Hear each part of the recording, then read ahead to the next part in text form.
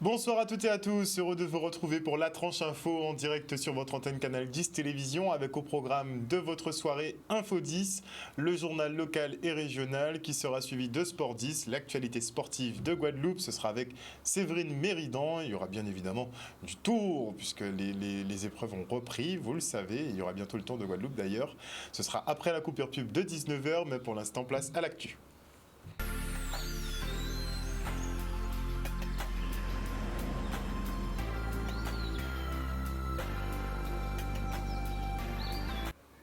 Nous sommes le vendredi 1er octobre 2021 et la situation épidémiologique en Guadeloupe s'améliore depuis 6 semaines maintenant. Le taux de positivité est de 4,2. Nous sommes donc en dessous du seuil de vigilance, une étape de franchie. Le taux d'incidence, lui, est en ce moment à 83 pour 100 000 habitants. Le seuil de vigilance est fixé à 50, donc la semaine prochaine, nous devrions l'atteindre. Et c'est dans cette optique, et si ces bons chiffres persistent, eh bien, la préfecture a déjà présenté la première phase de déconfinement qui commencera le 8 octobre prochain. Le couvre-feu sera fixé à 22h. Les commerces pourront réouvrir avec passe sanitaire. On aura droit aussi à la reprise des activités en plein air et la fin des fameux 10 km, puisque on était restreint à 10 km de déplacement autour de notre domicile. Pour ce qui est des voyages, les vaccinés seront dispensés de tests PCR ou peu importe, et de motifs impérieux. Les autres, par contre, seront soumis à contrôle divers et variés. Et effectivement, nous avons interrogé également Madame Denux pendant cette conférence sur le niveau d'immunité naturelle qui est assez bon et qui perdure aussi dans le temps. Mais ce sera affiné, ces informations-là, puisqu'on n'en parle pas beaucoup. On les écoute. Les indicateurs sont à la baisse. On en a encore un qui est un petit peu au-dessus. Le taux d'incidence est encore au-dessus de 75. C'était la limite qu'on s'était fixée en comité des élus. Mais on est à 83. Donc voilà. Donc je pense que dans une semaine, si ça continue, si on continue à respecter aujourd'hui les règles, on sera en dessous de ces seuils. Et donc on peut effectivement amorcer, à compter du 8, la première phase de déconfinement, cette fois la vraie, avec une évolution du couvre-feu vers 22h, la fin de la limite des 10 km, donc ça veut dire des déplacements partout en Guadeloupe, et puis la réouverture d'un certain nombre d'opérateurs, notamment de restaurants qui le demandent, avec des règles d'application du pass sanitaire qui va rentrer dans une phase de transition. L'épidémie s'améliore et ça, tout le monde peut s'en réjouir évidemment. On est autour d'une quarantaine de cas par jour, alors que souvenez-vous, on est monté à 1300 cas par jour. Donc bien sûr, c'est sans commune mesure, mais n'empêche que 40 cas par jour, ça continue à générer des chaînes de contamination, ça continue à générer des gens qui sont hospitalisés, et donc il y a du réservoir de virus, il y a du virus qui circule encore sur le territoire. Donc à partir du moment où on va lever les mesures de freinage, il faut être très attentif, il faut faire très attention, surtout qu'on a un taux de vaccination qui n'est pas élevé, puisqu'on est autour de 40%, et donc forcément il y a 60% des gens, alors on peut enlever ceux qui ont été malades, et donc pendant quelques mois ils sont encore protégés, mais qui vont faire circuler le virus. Concrètement, il y a deux cas de figure maintenant pour les vols transatlantiques, entre Pointe-à-Pitre et Paris, ou entre Paris et Pointe-à-Pitre.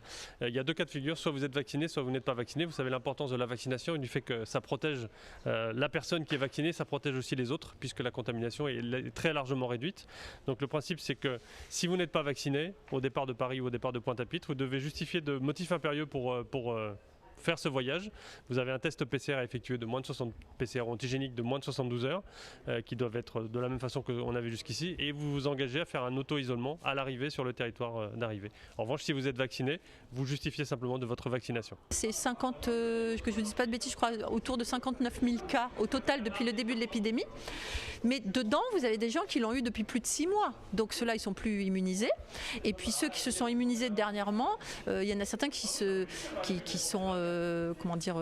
effectivement immunisés correctement, mais dans quelques mois, ils ne le seront plus. Donc, si vous voulez, c'est une espèce de vis sans fin avec ces personnes. On ne s'immunise pas en se rendant malade. C'est pas vrai. Si, pendant 2-3 mois, on va être immunisé, mais après, ça recommence. Il y a des gens qui l'ont eu plusieurs fois. Et le gouvernement avait annoncé effectivement la fin du port du masque obligatoire pour les enfants, notamment dans les écoles primaires et les collèges, si les territoires présentaient de bons chiffres, soit des taux qui soient inférieurs au seuil de vigilance. Et j'ai questionné Madame Denux là-dessus. Elle m'a précisé que l'Agence régionale de santé n'avait pas reçu cette directive. Donc nous ne sommes pas concernés effectivement par cette mesure, même si à partir de la semaine prochaine, on rentrera dans tous les critères nécessaires. Une affaire à voir. Et aujourd'hui, le Cinestar de Détémar, recommence les projections. Après un enchaînement d'ouverture-fermeture, la direction appréhende quand même un petit peu la reprise. En tout cas, ils ont mis le paquet en termes de films pour inciter les Guadeloupéens à revenir au cinéma. Le reportage. Depuis aujourd'hui, vendredi 1er octobre, le Cinestar a réouvert ses portes. On en est à la 3e réouverture. On espère que ce sera la bonne. En tout cas, pour cette réouverture du 1er octobre, nous accueillons le public avec passe sanitaire à 100%. Donc je tiens à rappeler que le passe sanitaire, c'est le vaccin, mais c'est aussi le test PCR ou antigénique. À cet effet, on a prévu un stand juste à côté pour se faire dépister et évidemment vous accueillir très largement le public pour les séances parce qu'il y a énormément de films à l'affiche. Beaucoup de films à l'affiche. On fait une séance de rattrapage de août et de septembre puisque de très beaux films sont sortis. Baby Boss, Dune, La Proie du Nombre, Shang-Chi, le dernier Marvel également. Et on ressort les films qui finalement ont eu une toute petite exploitation, de tout petits jours comme Black Widow, Suicide Squad, Fast and Furious et Jungle Cruise. Et encore les nouveautés, Candyman. Et ce mercredi, James Bond en même temps que la métropole. Suite aux annonces préfectorales d'il y a quelques heures, nous avons eu le plaisir d'apprendre que le système des jauges serait de retour. Maintenant, on n'a pas encore tous les détails, toutes les informations. Ce qu'on peut dire en tout cas, c'est que ce week-end, dès aujourd'hui, on accueille le public 100% passe sanitaire jusqu'à 20h. Ce week-end, samedi et dimanche, on commence tôt le matin, dès 10h. Tôt le matin pour le cinéma bien sûr, dès 10h pour pouvoir passer toute la journée si possible au cinéma puisqu'il y a de belles séances de rattrapage, de beaux films à voir et des nouveautés, des choses qui étaient sorties en juillet, beaucoup pour tous les publics. C'est vrai qu'on a beaucoup de films à passer en très peu de temps puisqu'il y en a d'autres qui arrivent derrière. Le mois d'octobre est traditionnellement riche en nouvelles sorties. Donc j'invite le public vraiment à venir dès ce week-end pour voir le maximum de films parce que des films comme Respect par exemple qui est le biopic, donc l'histoire d'Aretha Franklin, sont des films qui sont un petit peu plus fragiles, qu'on ne gardera très certainement pas longtemps à l'affiche. Donc on invite vraiment le public qui peut se rendre et qui dispose de son passe sanitaire à se rendre dans nos salles dès ce week-end. Je rappelle les séances dès le matin, samedi et dimanche, donc profitez-en dès 10h. Et pour ceux qui s'inquiéteraient du rayon de 10 km, il existe une case sur l'attestation, établissement culturel, c'est autorisé, donc nous vous attendons nombreux. On part sur le front social maintenant, puisque dans le cadre du conflit à la mairie d'Anse-Bertrand, 18 militants de l'UTC-UGTG sont assignés en justice. Ces derniers sont accusés d'entraver l'accès et le fonctionnement de la collectivité dans le cadre de leur mobilisation qui dure depuis 7 mois maintenant. Une chasse aux syndicalistes selon leur avocat Maître Nirelep qui entend partir, lui, à la chasse aux chasseurs. Les agents, eux, exigent le respect de l'accord du 5 juillet dernier qui a permis le déblocage des autres municipalités. Une simple demande. Regardez.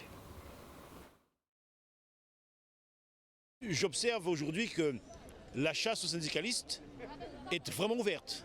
Mardi, c'était le camarade Clavier qui était assigné, qui était convoqué au commissariat de police. Aujourd'hui, c'est 18 militants syndicalistes qui sont assignés par le maire d'Anse-Bertrand. Alors, c'est une affaire bizarre. Vous imaginez bien qu'on ne va pas se laisser faire. Au plan juridique, ça pose des problèmes considérables dont je réserverai la primeur de mon analyse au tribunal. Et on demande l'expulsion des grévistes et leur condamnation à 2 500 € par personne envers sa commune. Le maire d'Anse-Bertrand compte sur les syndicalistes pour éponger ce déficit budgétaire probablement.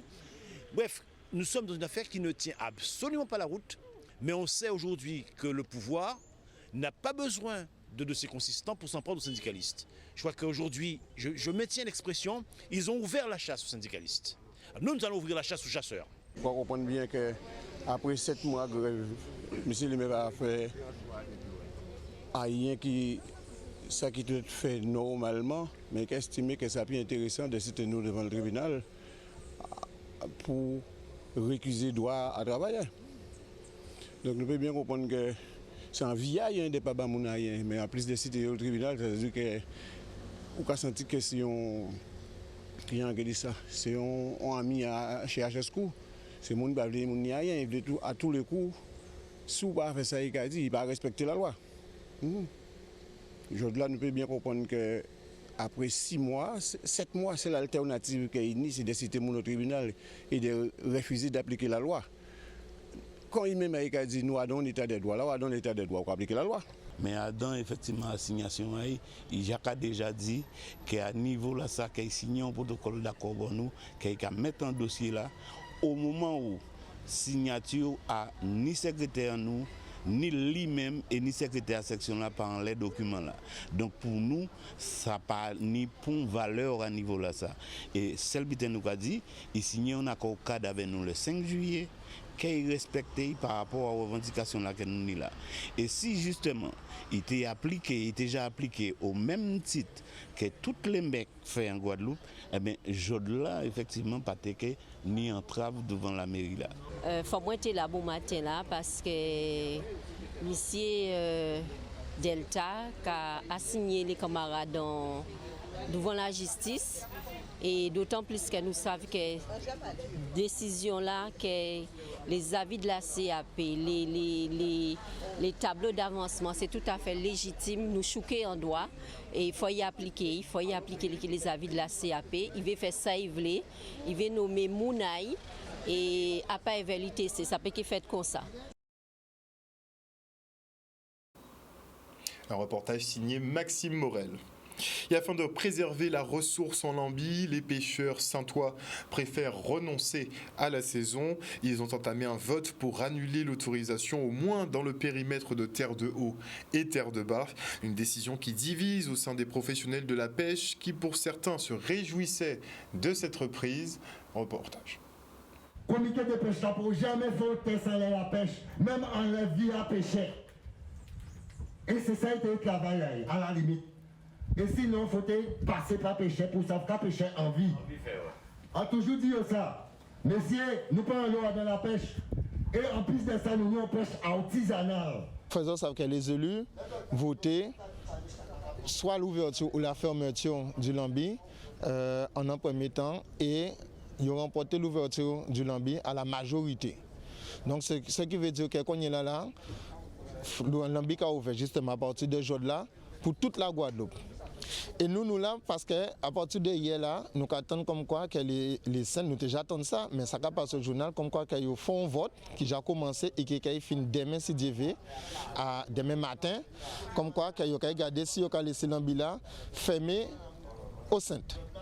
Alors là, nous pas d'accord. Parce qu'à partir du moment qu'on a une décision prise au comité de pêche, c'est pour l'ensemble des marins pêcheurs. Et ça, il ne pas savoir là, c'est que ça sont bitins qui mettent en lot problème entre nous. Vous comprenez? Et ça a divisé ces pêcheurs-là. Les Saint-Ois demandent à ce qu'il y ait un cantonnement plus ou moins côté à eux pour permettre de préserver les ressources à eux et ils demandent ça au comité. Et quand le comité des pêches lançait un vote à ce niveau-là, d'accord, pour nous ça peut voter, avis en nous à ce sujet-là ça. Mais malheureusement ni pour eux ni pour contre. Donc nous avons trouvé nous dans une sorte de sandwich et là nous sommes obligés d'organiser nous pour nous dire quand nous avons fait ou pas. Moi personnellement quand il y a avis moi, tout le monde peut faire un cantonnement là où vous voulez à Kazayo. Mais comme là c'est à tout le monde, donc nous sommes obligés d'accepter les engagements qui ont été pris. Et s'il faut, après saison là, à l'Ambilassa, nous prenons des décisions pour nous savoir nous faire ensemble. En crié plusieurs marins pêcheurs et en crié aussi le président des pêches là pour faire le part d'avis en moins. Et là, on dit comme quoi que nous pas d'accord. Il faut comprendre que nous pas rien contre les Saint-Ois. C'est pas comme si aussi nous contre la ressource. Parce que moi-même, enseignant des premiers protecteurs à la ressource. Vous comprenez? Seul but, c'est que, sans pas d'accord, c'est qu'on a une décision j'ai pris au comité de pêche pour l'ensemble des marins pêcheurs, nous pas qu'à ouvrir cette décision-là. Moi, il y a un autre pêcheur qui a dit que si on ferme les centres, il peut venir saigner côté site, il peut venir saigner par ces centres, ça. Et par ce point noir, il y a des pêcheurs tout partout, d'autre côté. C'est un problème. et ça fait 6 000 la division. Et moi, je ne veux pas ça. Nous ne voulons pas ça côté site. C'est-à-dire que nous toujours accepter et on veut qu'il y ait une cohésion entre les marins pêcheurs. Et son but était déjà qu'à venir avec des manifestations que nous faisons dernièrement, que nous entendons nous pour mener des combats ensemble. Alors on veut que ça continue à d'embêter à ça. En espérant qu'ils trouvent un terrain d'entente. Et parlons des financements de la cité éducative qui bénéficie à des établissements comme l'école Joliot-Curie où la rectrice d'académie était en visite aujourd'hui. Située en zone d'éducation prioritaire, un accompagnement supplémentaire est le bienvenu pour la communauté pédagogique qui réalise un travail énorme pour améliorer le climat social. Notez aussi que le calendrier scolaire est modifié avec des rattrapages prévus sur les vacances de la Toussaint. Donc vous aurez une semaine de moins sur les vacances de la Toussaint et 2 jours de moins pour les vacances de Pâques. Le reportage. C'est un honneur et un plaisir de venir à la rencontre des équipes de cette école et des élèves et de pouvoir échanger aussi avec eux sur la manière de travailler et les projets qui sont mis en œuvre et qui sont de très grande qualité.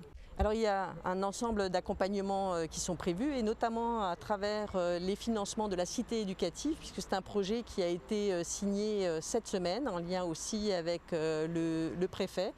Et nous sommes ravis de pouvoir déjà voir les premiers résultats. Alors c'est tout un honneur pour nous parce que cela nous permet de valoriser en fait le travail que nous faisons dans notre école en REP et de montrer toutes les avancées mais aussi les difficultés que nous avons chez nous. Je suis dans cette école depuis maintenant 6 ans. Nous avons beaucoup amélioré le climat scolaire, ce qui nous permet aujourd'hui d'être fiers en fait des premiers résultats que nous avons par rapport à cette amélioration du climat scolaire. Nous avons les partenaires qu'il faut pour pouvoir nous accompagner lorsque nous avons des projets avec les enfants, que ce soit des partenaires, je parle donc d'associations, mais je parle aussi également de maîtres spécialisés, du CMP, du CMPP et de toutes ces structures qui encadrent les enfants. Ce qui ressort ici de la visite, c'est le dynamisme des équipes et le fait qu'ils travaillent vraiment sur la base d'un diagnostic, quelle est la situation de l'élève, quelle est la problématique et ensuite pour trouver des solutions qui sont adaptées. Et cette volonté d'individualiser l'enseignement par rapport aux besoins est vraiment un exemple. Concernant le calendrier scolaire, il y aura des modifications. Est-ce que vous pouvez nous expliquer un peu comment ça va se passer ? Alors effectivement, nous allons rattraper les jours qui ont été perdus en raison de la rentrée décalée et le rattrapage va s'opérer sur les vacances de la Toussaint où nous les réduisons d'une semaine et 2 jours également à Pâques. Nous avons travaillé en concertation avec l'ensemble des acteurs pour trouver la meilleure solution afin d'assurer les besoins éducatifs des enfants. Et on part maintenant pour la présentation de la liste Ensemble pour réussir, conduite par Franck Lasserre. Ce dernier est de nouveau candidat à l'élection de la Chambre des métiers et d'artisanat de Guadeloupe. On l'écoute.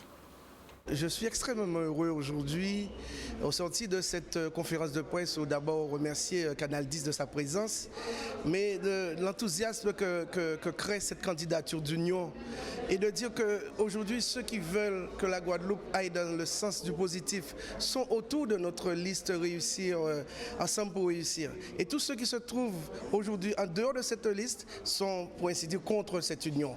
Mais on sait bien que l'union fait la force. Et nous savons que tôt ou tard, ceux qui n'ont pas adhéré aujourd'hui vont le faire par la suite. Et nous restons les bras grands ouverts parce que nous disons que c'est ensemble. Et c'est vraiment ensemble que nous allons pouvoir réussir à changer de cap pour le monde artisanal. C'est ensemble que nous allons pouvoir réussir ce grand défi qui nous guette, surtout dans ce monde où notre révolution numérique n'est pas faite. C'est un grand chantier qui attend tous les artisans. J'invite vraiment au grand rassemblement.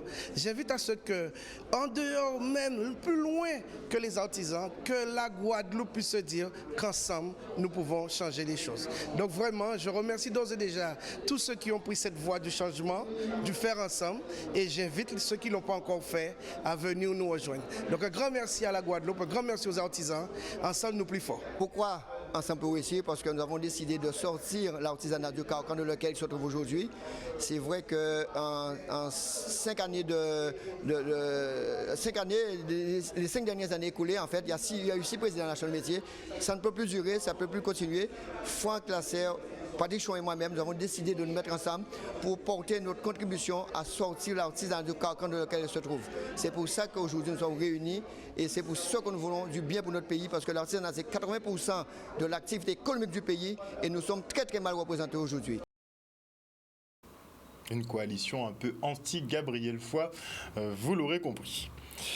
Et que se passe-t-il à l'Union départementale des associations familiales ? Eh bien, des membres du bureau dénoncent des irrégularités dans les comptes et autres transactions frauduleuses. On fait le point.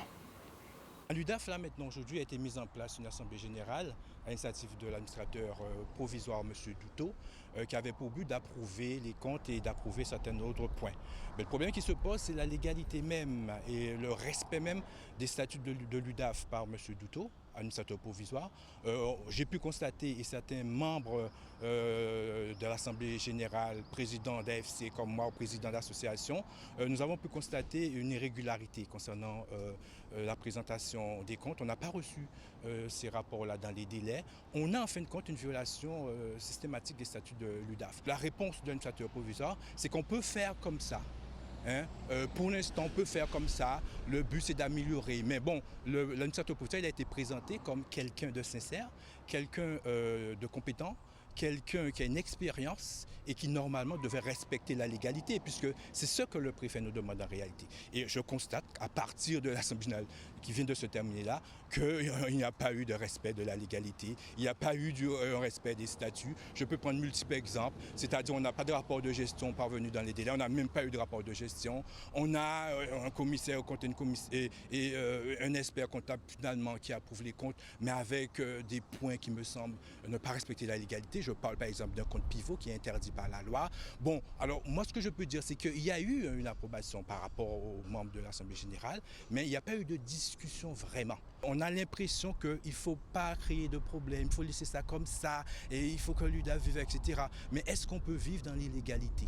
C'est ma question. Est-ce qu'on peut vivre dans le non-respect des statuts d'une association qui date de 1952? C'est une institution qui représente la famille guadeloupéenne. Donc à mon avis, c'est une assemblée générale faite en toute illégalité en Guadeloupe. Voilà, chers téléspectateurs, nous sommes arrivés au terme de ce journal. Merci pour votre fidélité à ce programme. N'oubliez pas que sur Canal 10 Télévision, vous faites l'information que nous diffusons. Vous en comprenez, c'est Géla qui a dit ça, mais c'est pas du tout une blague en fait. Vous faites vraiment l'information ici chez nous. En tout cas, le journal local revient lundi à 18h30. Passez un excellent week-end à l'écoute de nos programmes et surtout, prenez soin de vous et de vos proches. De gros bisous. Bye.